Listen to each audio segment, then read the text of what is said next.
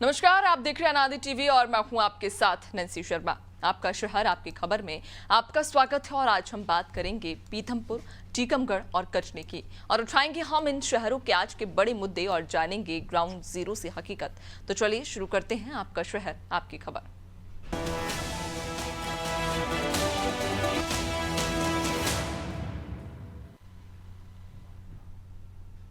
और चलिए सबसे पहले बात करेंगे पीथमपुर की, जहां यूनियन कार्बाइड का कचरा जलाने की तैयारी की जा रही है।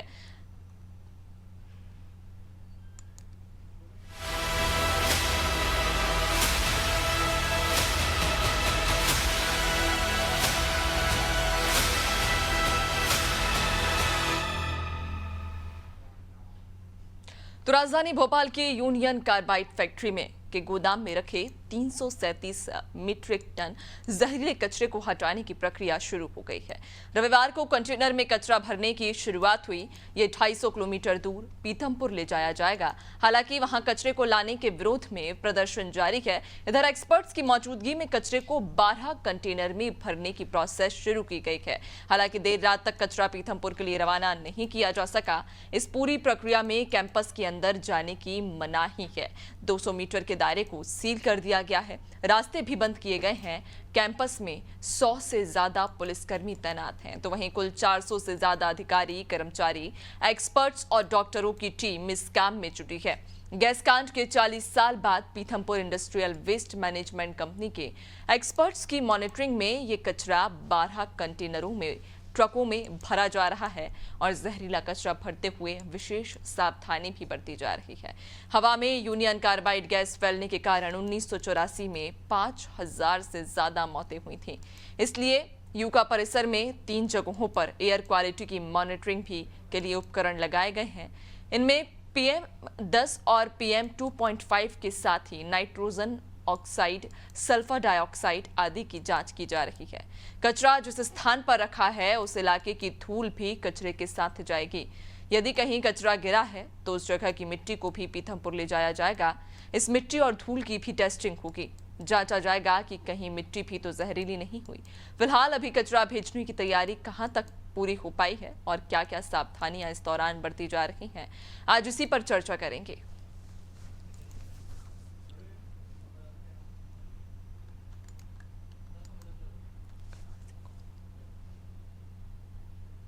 तो आपको बता दें कि 40 साल के बाद अब ये जहरीला कचरा हटाया जा रहा है। पीथमपुर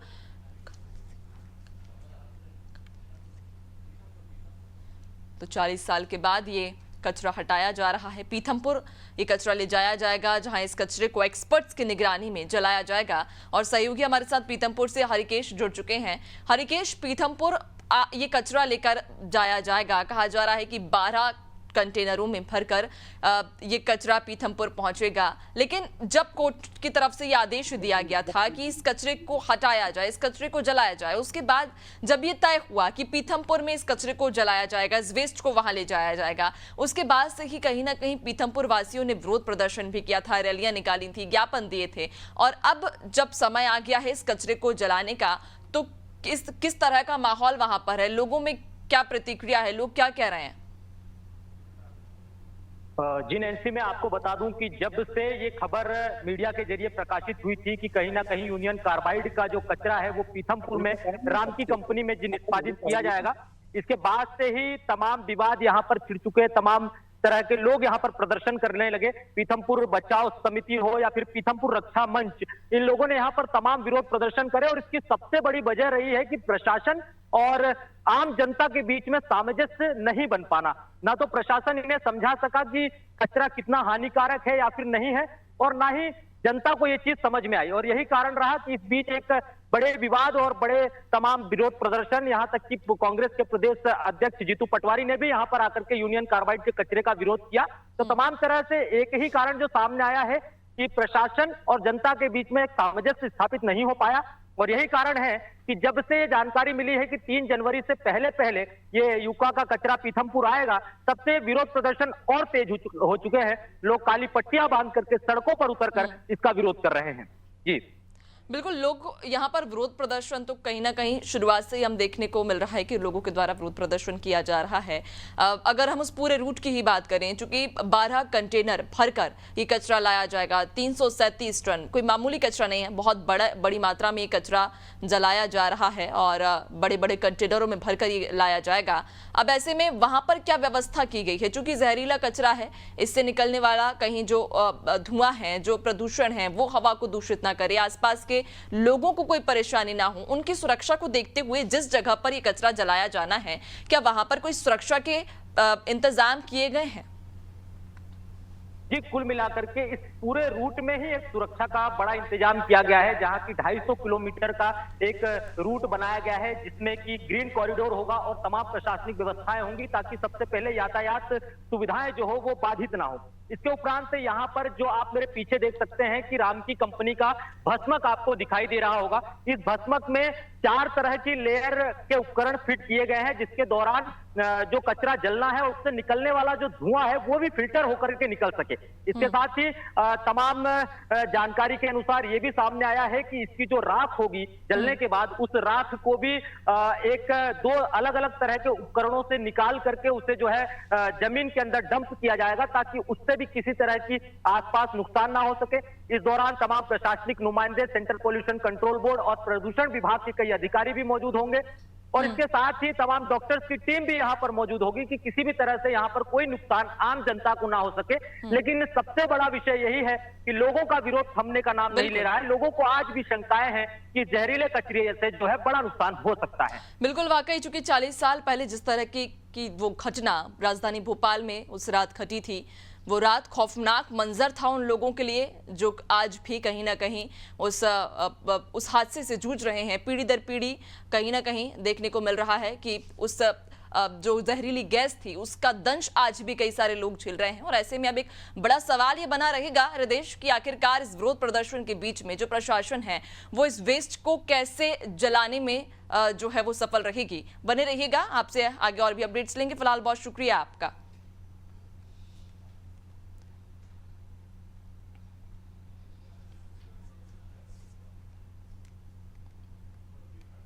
तो आपको बता दें कि 40 साल के बाद अब इस जहरीले कचरे को जलाने की तैयारी की जा रही है। एक ग्रीन कॉरिडोर बनाया गया है जिसके माध्यम से ये जो जहरीला कचरा है वो 12 कंटेनरों में भरा जाएगा और उस ग्रीन कॉरिडोर के माध्यम से पीथमपुर ले जाया जाएगा, जहां विशेषज्ञों की निगरानी में उस कचरे को धीरे धीरे कर जलाया जाएगा। वहां व्यवस्थाओं की अगर बात करें तो जो स्थानीय प्रशासन है उसने विशेषज्ञों को वहां मौजूद किया हुआ है। डॉक्टर्स की टीमें तैनात रहेंगी जिनकी निगरानी में इस कचरे को जलाया जाएगा। और चलिए अब बात करेंगे टीकमगढ़ के ग्राम पंचायत सरकनपुर की, जहां सरपंच भी अवैध उत्खनन कर मकान निर्माण करवा रहे हैं।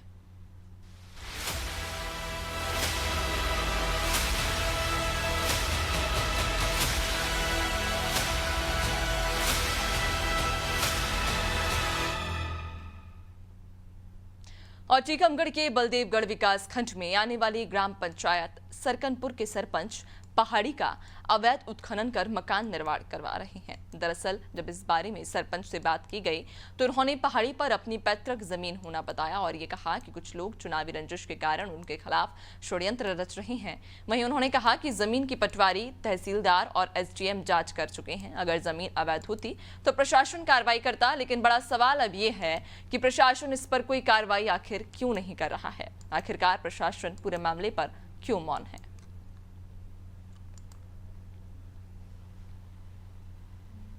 मतलब जो ये तो प्रशासन डिसाइड करेगा ना कि मतलब कि हम खोद रहे या गलत कर रहे।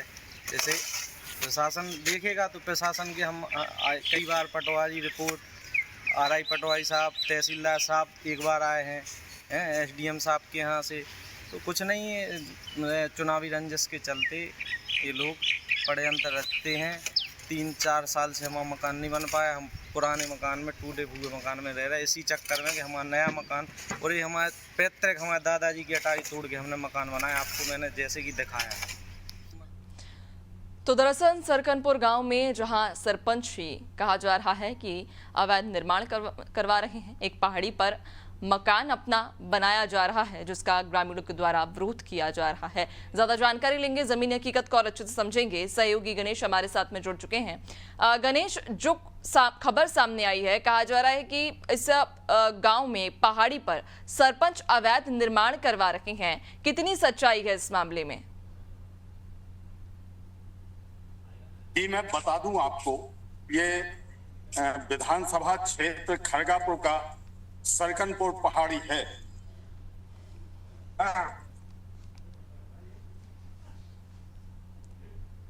जी जी जी जी, ये सरकनपुर ग्राम पंचायत है। यहाँ के सरपंच द्वारा इस पहाड़ी का उत्खनन कर भवन निर्माण किया जा रहा है। इस संबंध में एसडीएम द्वारा, तहसीलदार द्वारा कार्यवाही की गई, परंतु सब बेअसर है। अब देखना होगा कि अधिकारियों की ही किया जा रहा है, जबकि जो है यहाँ के स्थानीय सरपंच मनीष राय इसको अपनी पैतृक जमीन बताकर भवन निर्माण कर रहे हैं।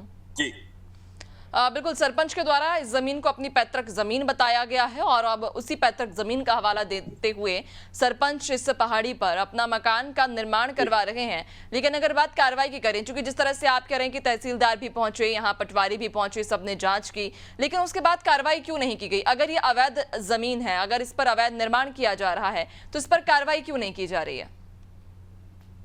तो है अधिकारियों के बीच की बात है सर।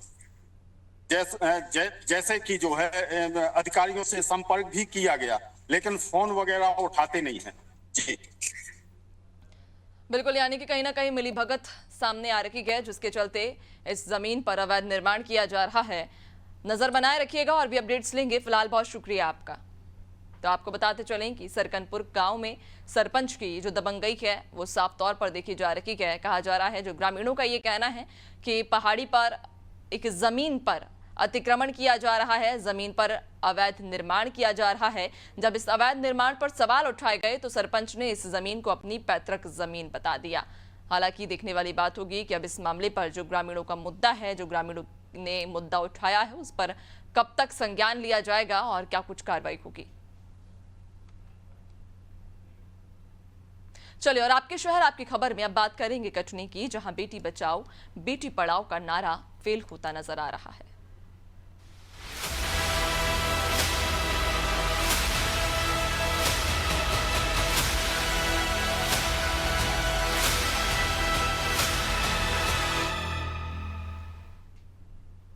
तो सरकार बेटी बचाओ और बेटी पढ़ाओ पर जोर दे रही है, लेकिन आपको जानकर ये हैरानी होगी कि कटनी शहर से महज 6 किलोमीटर दूर एक ऐसा गांव है जहां 8वीं के बाद बेटियां पढ़ाई नहीं करती। इसकी वजह परिजनों में बेटियों के साथ अनहोनी होने का डर है। इसके अलावा स्कूल जाने का रास्ता भी बेहद खराब है। पाठशाला की डगर ने कई बेटियों से उनकी शिक्षा छीन ली है। देखिए इस रिपोर्ट में। एक बेटी 2 घरों को रोशन करती है। अच्छी शिक्षा पाकर जब बेटी अपने पैरों पर खड़ी होती है तो वो न सिर्फ परिवार बल्कि समाज में भी बेहतर संतुलन बनाने में अहम भूमिका निभाती है। लेकिन कटनी जिले का एक गांव ऐसा है जहां बेटियां कक्षा 8वीं के बाद पढ़ाई नहीं करती। इसके पीछे भी 2 कारण हैं। पहला कारण परिजनों को अपनी बेटियों के साथ किसी अनहोनी का डर है और दूसरा कारण गांव से शहर की ओर जाने वाला रास्ता बेहद खराब है। गांव में कक्षा 8वीं तक की स्कूल है। आगे की पढ़ाई करने के लिए छात्र छात्राओं को खराब रास्ते से शहर पढ़ने जाना पड़ता है। रास्ते में जंगल भी बहुत घना है। कई बार शरारती लड़के लड़कियों के साथ छेड़छाड़ करते हैं। वही ग्रामीण अपनी बेटियों की सुरक्षा को लेकर फिक्रमंद है। ऐसे में मजबूरन ग्रामीण अपनी बेटियों की आगे की पढ़ाई नहीं करवाकर हाथ पीले करवा देते हैं। यही वजह है कि घिनौची गांव की बेटियों को 8वीं के बाद पढ़ाई नसीब नहीं होती। हमारे यहाँ की जो लड़कियां हैं ना, वो 8वीं तक पढ़ाई छोड़ देती। क्योंकि यहाँ से बिलहरी की दूरी है 5 किलोमीटर, बीच में जंगल पड़ता है। और अभी तो ठीक है, बरसात है तो यहाँ मतलब अभी ठीक है, सूखी रोड है तो अभी चले जाते हैं। जब बरसात होती है तो फिर यहाँ से बिलहरी जाओ 7 किलोमीटर, बिलहरी से गुलवारा 14-15 किलोमीटर जाती, इसलिए कोई पढ़ती नहीं है। यहाँ की रोड बन जाएगी तो ओनली 5 किलोमीटर पढ़ेगा तो सब लोग जाएंगे पढ़ेंगे। आप पढ़ने के बाद फिर आगे पढ़ाई करोगी? नहीं। क्यों? क्योंकि इधर की रास्ता भी खराब है, उधर बिलहरी साइड जाए तो उधर सुनसाटा, इस तरफ सुनसाटा है, कोई काट कूट के मार दे तो जवाबदार कौन रहेगा? इसके कारण हम आगे की पढ़ाई नहीं करेंगे। बिलहरी पढ़ने जाती हैं, गली में रास्ता वहीं शमशान पड़ता है, सियान लड़का बिटियन कहीं बहुत डर रहता है। अब बताओ, बड़न के पास साइकिल है और 2 पहिया तो भेज आए, चली गई। हम गरीबों की बच्ची वहाँ नहीं जा सकती हैं पढ़ने। और ये अगर ये रोड बन जाएगी तो यहाँ से साइकिल से भी चली जाएंगी, उनको कोई दिक्कत नहीं है यहाँ से। इस पूरे मामले में जब जिला शिक्षा अधिकारी पृथ्वीपाल सिंह से बात की गई तो उनका कहना है कि उनके पास भी ये समस्या आई थी। गिनौची गांव की बच्चियां 8वीं क्लास तक की ही पढ़ाई कर पा रही है, क्योंकि गांव से शहर जाने वाला रास्ता बेहद खराब है। वह जिला पंचायत मुख्य कार्यपालन अधिकारी ने कहा कि उन्होंने अपर कलेक्टर को इस समस्या से अवगत कराया है। अपर कलेक्टर ने भी इस समस्या को गंभीरता से लिया है। समस्या का जल्द समाधान किया जाएगा। सबसे मूल कारण जो है इस अध्ययन में अवरोध का जो मूल कारण है वो मात्र 2 किलोमीटर गुलवारा होते हुए जहां हाई स्कूल है, एक सड़क मार्ग का न होना, कच्ची सड़क का होना और परिवहन में अनेक बाधाओं का उपस्थित होना उनके आगामी शिक्षण में प्रमुख बाधा बना हुआ है, खासकर हाई स्कूल शिक्षण के लिए और उसके बाद कॉलेज शिक्षण के लिए। विद्यार्थियों को मात्र 2 किलोमीटर और 6 किलोमीटर कटने की दूरी होने के बावजूद यहाँ पर सड़क न होने के कारण उनके शिक्षण में अत्यंत अवरोध है। अगर सड़क मार्ग पर हो जाए तो इस गांव का काफ़ी विकास हो सकता है। हम लोग जो है इसके लिए प्रयास करेंगे, जो संबंधित विभाग हैं PWD उनसे जो है संपर्क करके, और हम लोग ये उनको जो है चिट्ठी पत्री जो है हम लोग उनको पत्र लिखेंगे ताकि उनको जो है सुगम मार्ग जो है वो उपलब्ध हो सके। ग्रामीण वासियों के द्वारा एवं आप मीडियाजनों के द्वारा भी ये मांग हमारे सामने आई है, इसका परीक्षण कराया जा रहा है। कोशिश ये रहेगी कि प्रावधान अनुरूप जो सैंक्शन की कार्रवाई हो सके वो हम नियमानुसार करा पाएँ, ताकि सभी को सुविधा हो सके, स्पेशली जो बच्चे हैं उनका कोई शिक्षा का या किसी प्रकार का कोई लॉस नहीं। पाठशाला की खस्ता हाल डगर और परिजनों की बेटियों के लिए फिक्रमंद सोच बेटियों की पढ़ाई में रोड़ा बन रही है। ऐसे में सरकार को सड़क का जल्द निर्माण करवाना चाहिए और ग्रामीणों को उनकी बेटियों की सुरक्षा के लिए विश्वास दिलाना चाहिए। तभी इस गांव में बेटियों के भविष्य की गाथा आगे बढ़ेगी। कटनी से अनादि टीवी के लिए नवनीत गुप्ता की रिपोर्ट। तो देखा आपने किस तरह से ये जो डरावनी डगर है, इसके डर के कारण जो बच्चियां हैं वो अपना भविष्य नहीं संवार पा रही हैं। महज 8वीं तक ही स्कूल जा पाती हैं, उसके बाद उन्हें स्कूल जाने में डर बना रहता है। परिजन भी उन्हें कि बच्चे के साथ कोई अनहोनी ना हो जाए, इस डर के कारण स्कूल नहीं भेज पा रहे हैं। ज्यादा जानकारी लेंगे, सहयोगी नवनीत हमारे साथ में कटनी से जुड़ चुके हैं। नवनीत, क्या पूरा मामला है? बच्चियां यहाँ पर लगभग कौन सी कक्षा तक पढ़ने में समर्थ होती हैं और परिजनों का इसके पीछे क्या कारण है, क्या तर्क है कि वो बच्चियों को स्कूल नहीं भेज पा रहे हैं? जी, मैं बता दूं आपको, कटनी में जिस तरह कटनी से 6 किलोमीटर दूरी पर यहाँ पे घिनौची ग्राम है, यह 2 विधानसभा को टूर करता है, एक बहुरीबंद विधानसभा, दूसरी मुड़वारा। इन दोनों के बीच का ये दूरी का रास्ता है 6 किलोमीटर का। लेकिन कहीं ना कहीं उस गांव की जो बच्चियां हैं, एक हम बात करेंगे अभियान को लेके, एक नारा को लेके कि बेटी पढ़ाओ बेटी बढ़ाओ, बेटी बढ़ाओ बेटी पढ़ाओ के नारा को जो कि जिस तरीके से चल रहा है, लेकिन वो कहीं ना कहीं नारा कहीं सही साबित इस गांव के लिए नहीं हो पा रहा है। वजह ये है कि यहाँ की जो सड़क है, बदहाली की सड़क है, कुल 2 किलोमीटर की दूरी है, इस सड़क को नहीं बना पा रहा है। प्रशासन 35 साल से यहाँ के गांव के लोगों ने मांग की है, प्रशासन से भी मांग की, यहाँ की जो नेता है उनसे भी मांग की, लेकिन कहीं ना कहीं इन्होंने बहुत काफी दूरी बना के रखे हैं। और यहाँ की जो बेटियां हैं आज 8वीं कक्षा के बाद पढ़ने के लिए मजबूरी में नहीं जा पा रही, क्योंकि उनको एक घटने का डर है, क्योंकि जो रास्ता जिस रास्ते से वो जाते हैं कहीं ना कहीं वो रास्ता सही नहीं है, बीच में घना जंगल है। जंगल होने के नाते वहां पे कहीं ना कहीं कोई ऐसी